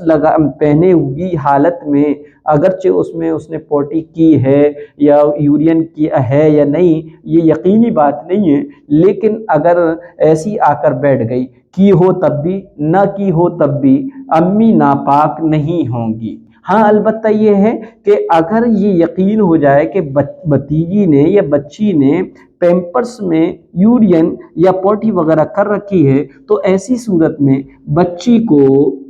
گود میں نہ لیا جائے بلکہ اس کے پیمپرس کو چینج کرایا جائے، کیونکہ قرآن کریم کے تلاوت کے آداب میں سے ایک ادب یہ ہے کہ اس کو پڑھتے وقت خوشبو ہو، ناپاک جگہ پر نہ ہو، لہذا ایسی صورت میں پیمپرس میں بچے نے یورین یا پوٹی کر دی ہے اور پھر وہ گود میں بیٹھا ہوا ہے تو قرآن کریم کو پڑھنا بند کر دیں، اس کو بند کریں اور بچے کے پیمپرس کو چینج کریں، اور بہرحال ناپاک نہیں ہوں گے۔ ناپاک اس وقت تک نہیں ہوں گے جب تک کہ پیمپرس سے یورین اور پوٹی نکل کر جس کے گود میں وہ بچہ بیٹھا ہے اس کے بدن یا کپڑوں پہ نہ لگے، تب تک وہ اور اس کا کپڑا ناپاک نہیں ہوں گے۔ یہ زینت انصاری ہیں، یہ کہہ رہی ہیں السلام علیکم مفتی صاحب، میرا ایک سوال ہے کہ اشراق کی نماز میں 8:30 بجے پڑھتی ہوں اور 2 نفل پڑھتے ہوں، 2 نفل پڑھنے کے بعد ترنت چاشت کی نیت کر کے چاشت کی نماز بھی پڑھ لیتی ہوں۔ میں نماز صحیح وقت پر پڑھ رہی ہوں یا نہیں، بتا دیجئے۔ اور ہمارے یہاں سورج صبح 6:10 پر نکل رہا ہے، پلیز مفتی صاحب جواب دینے کی کوشش کریے گا۔ جی، ایسی صورت میں دیکھیے تہجد اور وہ اشراق اور چاشت دو الگ الگ نفل نماز ہیں، ایک اشراق اور ایک چاشت، دو الگ الگ نماز ہیں۔ بعض لوگوں نے ان کا ماننا یہ کہ اشراق اور چاشت دو الگ الگ نماز نہیں بلکہ ایک ہی نماز ہے۔ البتہ ان نمازوں کا وقت ہے کہ اشراق کا وقت فجر کے وقت کے ختم ہونے یعنی سورج کے نکلنے کے تقریباً 20 یا 25 منٹ بعد، جب خوب اچھی طریقے سے سورج نکل آئے تو اشراق کی نماز پڑھی جاتی ہے اور اس کی بڑی فضیلت ہے۔ اور اس کا طریقہ یہ ہے کہ فجر کی نماز پڑھنے کے بعد اپنی جگہ پر بیٹھے ہوئے ذکر و اذکار قرآن کریم کی تلاوت میں مشغول رہیں، دنیا کی باتیں نہ کریں، اور وہیں پر جب بیٹھے بیٹھے جب اشراق کا وقت ہو جائے تو اشراق پڑھ لے۔ تو اس نفل نماز کی بڑی فضیلت احادیث میں آئی ہے۔ اور دوسری نماز ہے چاشت کی نماز۔ یہ چاشت کی نماز جب پڑھی جاتی ہے، اس کا وقت جو ہے جب سورج نکل کے خوب اچھی طریقے سے نکل کر روشن ہو جائے، تقریباً 9، 9:30 یا 10 بجے جو ہے اشراق چاشت کی نماز پڑھی جاتی ہے۔ لہذا اگر آپ نے اشراق پڑھ کے ترنت بعد چاشت کی نیت سے 2 یا 4 رکعت نفل پڑھ لیتی ہیں تو اس کا نفل کا آپ کو ثواب مل جائے گا، لیکن چاشت کو چاشت کے وقت میں پڑھ لیں تو زیادہ بہتر ہے۔ اسی طریقے سے علماء نے لکھا ہے کہ فجر کی نماز پڑھنے کے بعد اپنے دنیاوی کاموں میں لگ گئے، اور پھر جب سورج نکل آیا اور پھر اشراق کی نماز پڑھ لی، تب بھی ان کو اشراق کی نماز نفل کا ثواب حاصل ہو جائے گا، لیکن فضیلت اسی صورت میں حاصل ہوگی جبکہ فجر کی نماز پڑھ کر اپنی جگہ پر بیٹھی رہیں اور اشراق کے وقت ہونے پر اشراق کی نماز پڑھی جائے۔ اسی طرح یہ کہہ رہی ہیں کہ میرا ایک سوال اور ہے مفتی صاحب، صبح جب میں تہجد کے لیے اٹھتی ہوں پہلے صلاۃ التسبیح کی نماز پڑھتی ہوں اور پھر تہجد کی، تو کیا ایسا پڑھنا صحیح ہے مفتی صاحب؟ بتا دیجئے۔ جی ہاں، دیکھیے ہمارے بزرگان دین کا یہ معمول رہا ہے کہ وہ صلاۃ التسبیح کی نماز روزانہ یا ہفتے میں زوال کے بعد پڑھا کرتے تھے، یعنی زوال کے بعد پڑھا کرتے تھے۔ یہ بزرگان دین کا معمول رہا ہے۔ اگر صلاۃ التسبیح کی نماز آپ رات میں اٹھیں سحری کرنے کے بعد یا سحری کرنے سے پہلے آپ نے صلاۃ التسبیح پڑھی، پھر اس کے بعد تہجد پڑھی، تو ایسی صورت میں جائز ہے، درست ہے۔ اور اللہ کے رسول صلی اللہ علیہ وسلم نے فرمایا جو لوگ تہجد پڑھنے کا معمول رکھتے ہیں اور جو یقینی طور پہ تہجد پڑھتے ہیں تو ایسی صورت میں وہ وتر کو تہجد میں پڑھیں، وتر کو تہجد میں پڑھیں۔ خود اللہ کے رسول صلی اللہ علیہ وسلم پہلے تہجد پڑھتے تھے، پھر آخر میں وتر کی نماز پڑھا کرتے تھے۔ لیکن جو لوگ تہجد میں اٹھنے کا یقین نہیں رکھتے یا ان کا معمول نہیں ہے تو وہ عشاء کی نماز کے ساتھ ہی وتر پڑھ لیں، اور تہجد میں آنکھ کھل جائے تو تہجد بھی پڑھ لیں۔ بہرحال آپ اگر صلاۃ التسبیح تہجد کے وقت پڑھتی ہیں تو بھی درست ہے، اور آخر میں تہجد پڑھ لیتی ہیں تو بھی درست ہے، لیکن بہتر یہ ہے کہ صلاۃ التسبیح آپ دن میں زوال کے بعد پڑھیں۔ یہ شمع ملک ہیں، یہ کہہ رہی ہیں مفتی صاحب یہ بتا دیجئے کہ تراویح میں 4 رکعات کے بعد بیٹھنا خواتین کے لیے بھی ضروری ہے یا نہیں؟ سنا ہے تراویح میں 4 رکعات کے بعد بیٹھنا مستحب ہے، لیکن ہمیں نیند آتی ہے بیٹھ کر، تو اگر ہم نہ بیٹھیں تو کیا ہماری نماز صحیح ہوگی؟ جی ہاں، 4 رکعات کے بعد جو بیٹھا جاتا ہے اسے ترویحہ کہتے ہیں، اور ترویحہ کے معنی راحت، ریسٹ اور سکون کا وقفہ۔ اس میں جو بھی دعا ذکر پڑھ سکتے ہیں پڑھ لیں، کوئی خاص ذکر، کوئی خاص دعا احادیث میں نہیں آئی ہے، بلکہ اپنے اس ریسٹ کے وقت کو، آرام کے ٹائم کو بھی آپ عبادت بنا سکتے ہیں ذکر و اذکار کر کے۔ اسی طریقے سے ترویح کی دعا بھی ہے، 20 رکعت تراویح میں 5 ترویح ہوں گے، یعنی ہر 4 رکعت کے بعد آپ بیٹھیں گے تو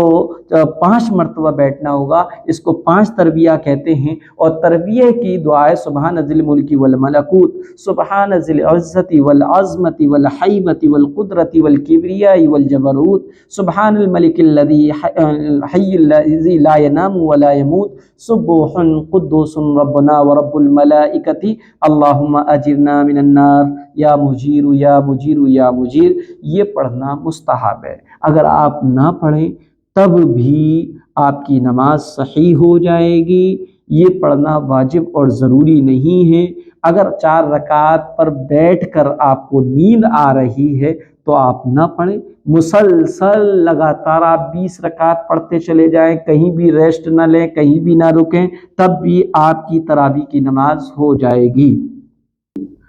مفتی صاحب جیسے کہہ رہے ہیں اپنا کہیں آٹو وغیرہ سے گئے اور دور نہیں، بس 10 منٹ لگے اور 10 روپے کرایہ ہو، اور اس کرایہ دینے کے ٹائم پر چھٹے پیسے نہیں تھے، اب آٹو والے کو دیے تو وہ بولا رہنے دو مت ہی دو، لیکن ہم پھر بھی دوسری جگہ سے چھٹے پیسے لینے گئے اور آ کر دیکھا تو آٹو والا موجود نہیں ہے، اس کو ڈھونڈے بھی بہت نہیں ملا اور پہچانتے بھی نہیں ہیں، تو کیا گناہ گار ہوں گے اس صورت میں؟ تھوڑا یہ بھی ہوا کہ انہوں نے زیادہ مانگے، تو ساتھ میں میرا بھائی تھا 13 سال کا، وہ بول دیا آپ پہلے کیوں نہیں بولے، تو وہ پیسے دیے، پھر وہ بولے رہنے دو مت ہی دو، لے جاؤ میرے پاس چھٹے نہیں ہیں۔ ہم گئے لینے پیسے دوسری دکان سے، لا کر ڈھونڈنے تو وہ آٹو والا نہیں تھا، واپس آ کے بھی ڈھونڈے تو نہیں ملا اور پہچانتے بھی نہیں ہیں۔ اوہو، یہ گل صبا خاتون ہیں۔ دیکھیے گا اصولاً ایک طریقہ یہ کہ آپ کسی بھی سواری پر بیٹھے تو آپ کرایہ پوچھ لیں۔ آپ نے کرایہ نہیں پوچھا اور آپ یوں ہی سواری پر بیٹھ گئے اور اپنی منزل پہ پہنچ گئے، تو ایسی صورت میں سواری والا جتنی رقم مانگ رہا ہے اب آپ کو دینا پڑے گی۔ بہتر یہ کہ پوچھ لیں، تو اگر کیا ہے کم کا، اگر وہ جتنے لگتے ہیں دوری پر اتنی دوری کے پیسے وہ دگنے چوگنے مانگ رہا ہے، تو اس سے آپ کہہ سکتے ہیں، آپ کے بھائی نے، گلصبا خاتون ہیں، ان کے بھائی نے جو بھی کہا ہے، وہ چھوٹے تھے اگرچہ 13 سال کے تھے، انہوں نے کچھ بھی کہا تو کچھ غلط نہیں کہا، لیکن آٹو والا ناراض ہو گیا، اس نے پیسے نہیں لیے یا اس کے پاس چھٹے پیسے نہیں تھے، آپ کی چونکہ دینے کی نیت تھی، آپ چھٹے لینے گئے، اتنی دیر میں وہ آٹو والا اپنا آٹو لے کے نکل کے جا چکا ہے، آپ کو آٹو کا نمبر بھی نہیں معلوم، آپ اس کو پہچانتے بھی نہیں ہیں، اور آپ کو یہ احساس ہو رہا ہے کہ ہائے اس کی جو ہے اس کا حق ہمارے پاس رہ گیا، تو ایسی صورت میں آپ گناہ گار نہیں ہوں گے، کیونکہ آپ کے دینے کی نیت تھی، آپ چھٹے لینے ہی اس لیے گئے تھے کہ تاکہ اس کو دیے جائے، اب وہی بندہ وہاں سے چل نکلا ہے، تو ایسی صورت میں آپ دل کو مطمئن رکھیے، آپ مایوس نہ ہوئیے گا، آپ بے چین اور پریشان نہ ہوئیے گا، بلکہ وہ رقم جو آپ نے اس آٹو والے کو کرائے کے طور پہ دینی تھی اس کی طرف سے صدقہ کر دیں، اور دل میں یہ نیت رکھیں کہ جب بھی وہ آٹو والا کہیں لائف میں زندگی کے کسی موڑ پہ مل جائے گا تو میں اس کا کرایہ اس کو دے دوں گی، اور اس طریقے سے آپ گناہ گار بھی نہیں ہوں گے اور اللہ کی پکڑ بھی نہیں ہوگی، اور آپ دوسرے کا حق کھانے والوں میں شمار نہیں ہوں گی۔ جی یہ ہیں نو مسلم ثنا بہن، یہ کہہ رہی ہیں کہ مفتی صاحب جنت کے 8 دروازے ہیں، ان میں سے ایک دروازے کا نام ریان ہے جس سے داخل ہونے والے صرف روزے دار ہوں گے، تو ان کو یہ حدیث پڑھنے کے بعد فکر ہوئی اور انہوں نے میسج کیا، السلام علیکم مفتی صاحب، اگر کسی کے ہیلتھ پرابلم کی وجہ سے روزے نہ رکھے ہوں تو کیا اس دروازے سے جنت میں داخل ہونے کا موقع نہیں ملے گا؟ پلیز آپ رپلائی کر دیجئے۔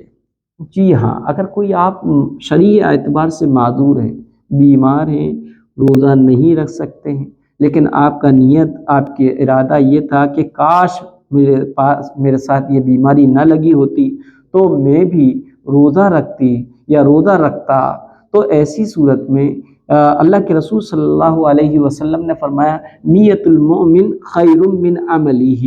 مومن کی نیت اس کے عمل سے بہتر ہے، لہذا جو روزہ نہ رکھنا پایا جا رہا ہے وہ شرعی عذر کی وجہ سے، اور شرعی عذر ہے اور شریعت نے اس میں رخصت دی ہے کہ روزہ نہ رکھا جائے۔ اللہ کے فضل سے یہ امید رکھی جائے کہ اللہ ہم سب کو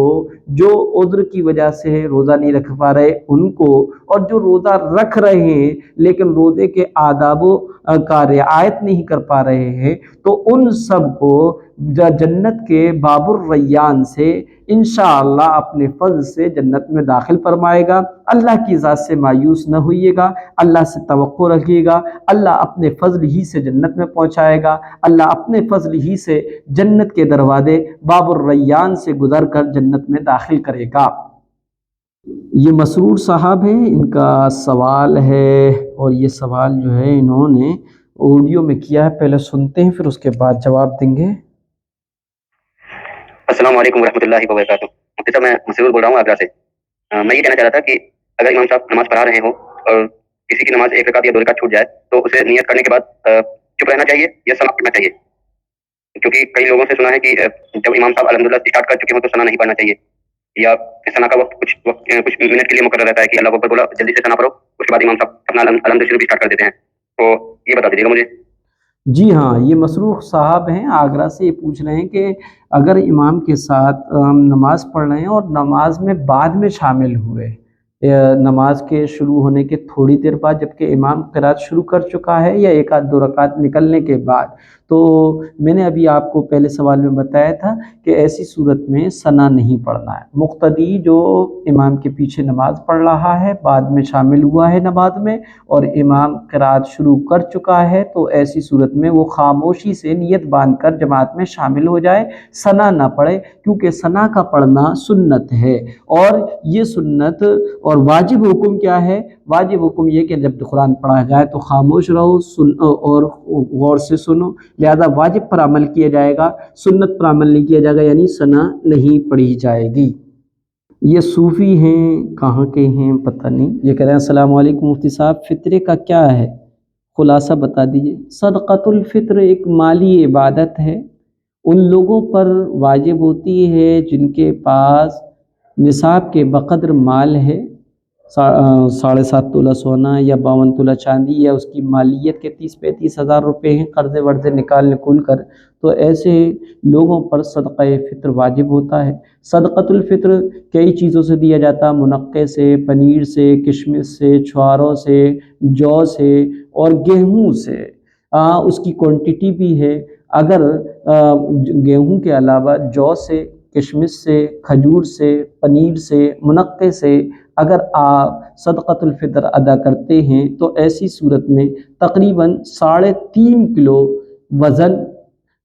کی یہ چیزیں یا ان کی قیمت صدقۃ الفطر میں دی جائے، اور اگر آپ گیہوں سے صدقہ فطر ادا کرتے ہیں تو ایسی صورت میں تقریباً 2.25 کلو گیہوں یا اس کی قیمت جو اوسط درجے کا گیہوں ہے وہ 2.25 کلو گیہوں تقریباً 50 روپے کا آتا ہے، لہذا ایک آدمی کا صدقۃ الفطر 50 روپے ہے۔ یہ صدقۃ الفطر عید کی نماز سے پہلے ادا کرنا واجب اور لازم اور ضروری ہے، اور صدقۃ الفطر کی ادائیگی کی اور اس کے حکم کی 2 وجہ ہے۔ ایک تو غریبوں کی عید کا سامان ہو جائے تاکہ غریب بھی اپنی ضروریات کو خرید کر صدقۃ الفطر کی وہ رقم جو ہم نے ادا کی ہے اس کے ذریعے سے وہ اپنی اور اپنے بچوں کی خوشیوں کو خرید کر ہماری خوشیوں میں شامل ہو جائیں۔ دوسری وجہ یہ ہے کہ روزہ رکھنے میں جو بیہودہ اور بکواس اور فحش باتیں ہم کرتے ہیں جس کی وجہ سے روزے میں نقص اور کمی آ جاتی ہے، اللہ تعالیٰ اس صدقۃ الفطر کے ذریعے سے روزے کی اس کمی کوتاہی کو دور فرما دیتے ہیں۔ جی، ان کا دوسرا سوال ہے السلام علیکم مفتی صاحب، آپ بخیر عافیت سے ہوں گے؟ جی الحمدللہ۔ مسئلہ یہ پوچھنا تھا کہ نمازی کے سامنے سے ہٹنے کے بارے میں کیا ارشاد ہے؟ کیا نمازی کے سامنے سے ہٹ سکتے؟ ہاں، نمازی کے سامنے سے ہٹ سکتے لیکن نمازی کے سامنے سے گزر نہیں سکتے۔ مثلا دیکھیے گا، یہ جو ہے پوڈیم ہے، یہ کوئی نماز پڑھ رہا ہے، میں یہاں بیٹھا ہوں تو ایسی صورت میں یہ کوئی بندہ نماز پڑھ رہا ہے، یہ مان کے چلیے گا میں یہاں بیٹھا ہوں تو میں ادھر جا سکتا ہوں اور ادھر جا سکتا ہوں۔ اگر یہ نماز پڑھ رہے ہیں تو میں ادھر سے ادھر گزر کے نہیں جا سکتا یا ادھر سے ادھر گزر کے نہیں جا سکتا. لیکن اگر چلے گئے نمازی کے آگے سے کوئی گزر گیا تو نماز پڑھنے والے کی نماز میں کوئی خرابی نہیں آتی. جو لوگ یہ کہتے ہیں میری نماز کاٹ دی، ارے بھائی نماز اتنی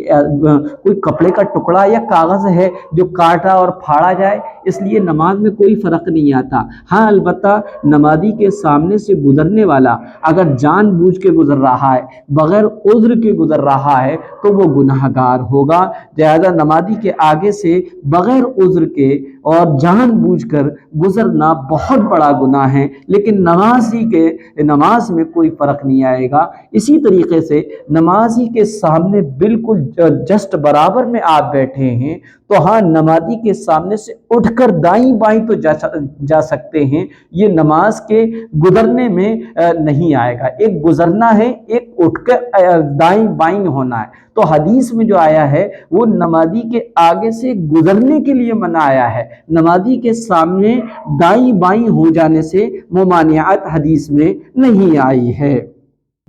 جی ان کا تیسرا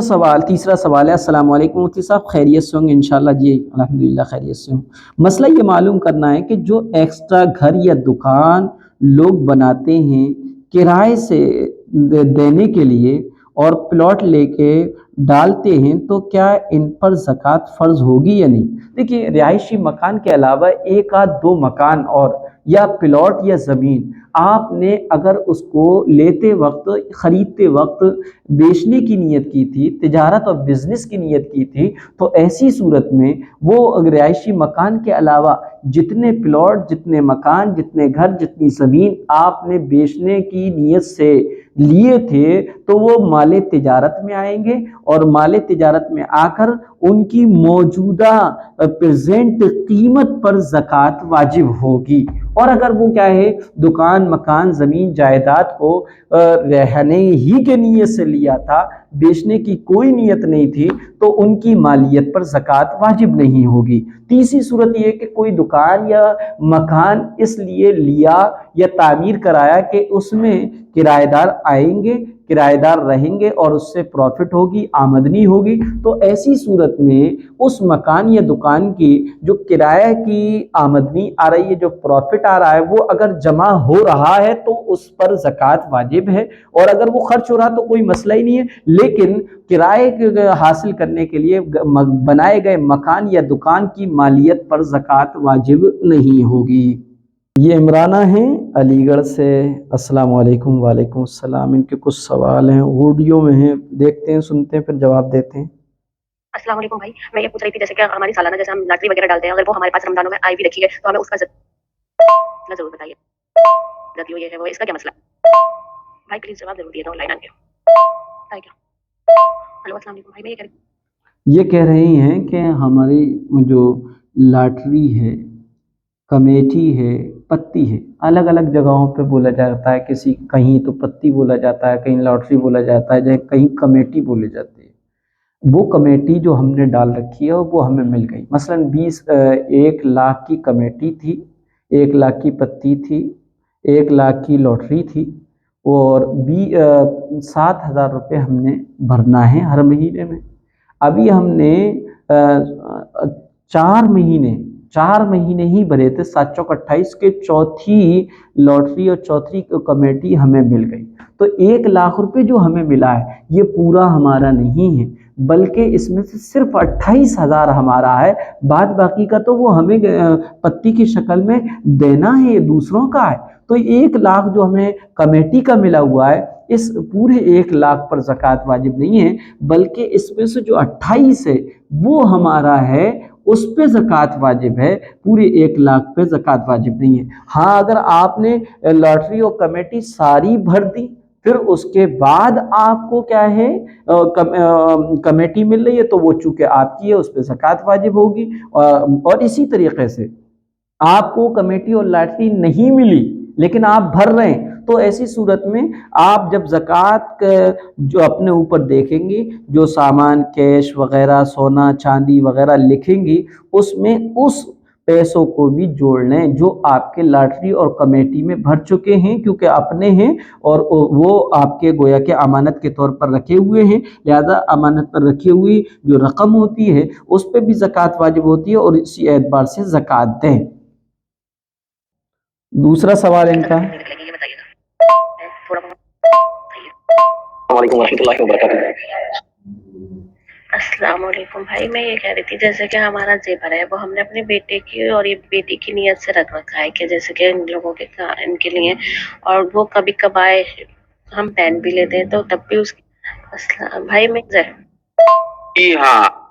جی یہ کہہ رہے ہیں کہ ہمارے پاس کچھ زیورات ہیں جو ہم نے اپنے بیٹے اور بیٹی کے لیے رکھ رکھا ہے اور ہم اس کو کبھی پہن بھی لیتے ہیں، تو کیا ایسے زیورات پہ بھی زکوٰۃ واجب ہوگی؟ جی ہاں، اگر آپ کا بیٹا اور بیٹی ہے اور وہ نابالغ ہیں اور آپ نے اپنے زیورات کو یقیناً ان کے لیے کر رکھا ہے تو ایسی صورت میں آپ کا استعمال کرنا جائز اور درست نہیں ہے، اور ایسی صورت میں اس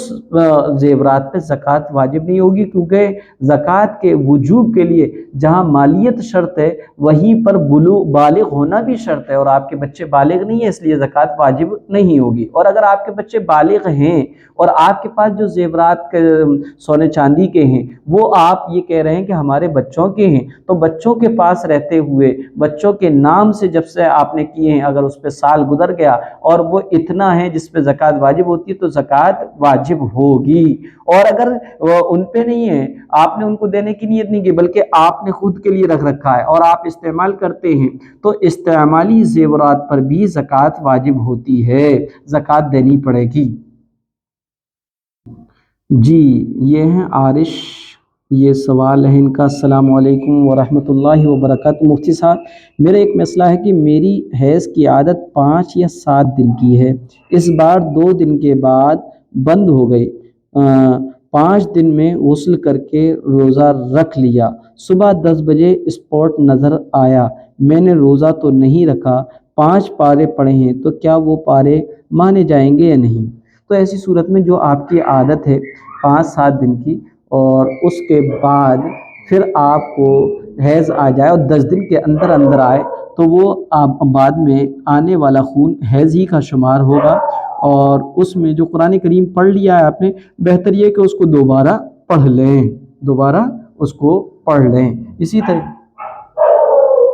جی یہ ثاقب سر ہیں، لیکچرار ہیں، یہ کہہ رہے ہیں السلام علیکم، پخانے کی جگہ کریم لگانے سے روزہ ٹوٹ جاتا ہے؟ مفتی صاحب کریم لگانے کے بعد غسل واجب تو ہوگا نہیں؟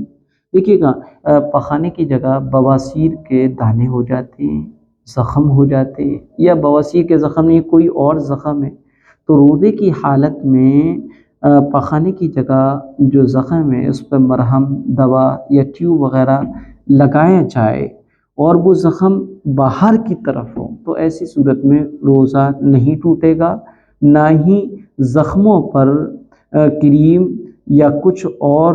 مرہم لگانے پر جبکہ اس میں سے خون نہ بہا ہو تو وضو بھی نہیں ٹوٹے گا، غسل بھی واجب نہیں ہوگا۔ البتہ وہ دانے یا وہ زخم جو اندر کی طرف ہے تو روزے کی حالت میں مخرج اور جو پخانے کی جگہ اس کے اندر کے زخموں پر یا اندر کے دانوں پر دوا نہیں لگائیں گے، اگر دوا لگا لی ہے تو روزہ ٹوٹ جائے گا۔ جی یہ ایک بھائی ہیں، ان کا نام نہیں ہے، یہ کہہ رہے ہیں مفتی صاحب سحری کو لیٹ ہوا تھا اور کھانا کھایا تھا، کھاتے کھاتے اذان ہو گئی اور پانی پیا، کیا اس سے روزہ ہوگا؟ نہیں، روزہ نہیں ہوگا۔ اگر اذان ہو چکی ہے اور پھر آپ کھانے پینے کے عمل کو جاری رکھ رہے ہیں تو اس سے روزہ ہرگز نہیں ہوگا۔ یہ بدر النساء بہن ہیں، یہ کہہ رہی ہیں کہ السلام علیکم مفتی صاحب، اگر ہم کسی کو افطاری کا کھانا دیں اور دیکھا جائے کہ وہ لوگ وہی کھانا پھینک دیتے ہوں، کھاتے نہیں ہوں، تو کیا پھر ایسے لوگوں کو افطاری کا کھانا دینا صحیح رہے گا؟ جی بالکل صحیح نہیں رہے گا۔ جو لوگ رزق کی ناقدری کرتے ہیں تو رازق ایسے لوگوں سے رزق چھین لیتا ہے، تو ہمیں بھی یہ اختیار ہے کہ ہمارا دیا ہوا کھانا یا افطاری یا سحری جو لوگ نہیں کھاتے ہیں تو ہرگز ان کو نہ دیا جائے بلکہ کسی اور ضرورت مند کو دے دینا چاہیے۔ عبدالسلام ہیں جے پور سے، یہ سوال کر رہے ہیں، ان کا سوال سنتے ہیں آڈیو میں پھر جواب دیں گے۔ السلام علیکم حضرت ہمیں یہ پتہ کرنا تھا کہ جانتے ہیں کیسا دور ہے ابھی، تو یہ عورت جو ہوتی ہے ان کے جسم پہ کتنا لباس کم سے کم ہونا چاہیے جو نماز کی صورت میں وہ لوگ ہوتے ہیں؟ ٹھیک ہے، میں دیکھتا ہوں بہت سے ایسے آدمی ہوتے ہیں کہ دوپٹہ سے بھی بال نظر آتا ہے وہ نماز پڑھ لیتے ہیں، آپ آستین کے کپڑے میں نماز پڑھ لیتے ہیں، تو ذرا ان مسئلے کو جو ہے نا تھوڑا بتائیے گا۔ اور دوسری بات حضرت کہ جو عورت کی نماز جو ہوتی ہے تو جس طرح سے سجدہ وغیرہ کرتے ہیں، رکوع کرتے ہیں مرد لوگ، اسی طرح سے ہوتی ہے یا کچھ چینجنگ ہے ان کی نماز میں؟